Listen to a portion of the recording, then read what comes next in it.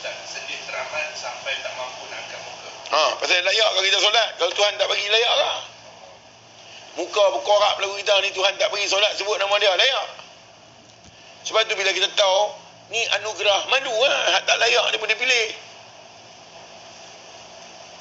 Saya kata solat apa, nak hidup pun tak layak. Dia pilih je. Apa kelayakan? Saya tanya awal tadi. Apa kelayakan? Nak mai ke dunia ni, dia tunjuk kat Tuhan. Ada kelayakan ni lah hang kena buat aku. Apa kelayakan yang ada?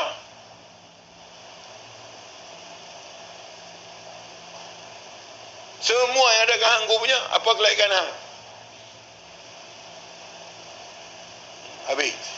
Kena TKO. Habis check marking tu, habis. Selesai. Jadi, apa kita nak tengok? Bagaimana pandang kasih sayang rindu Allah sampai kita hidup sampai hari ini.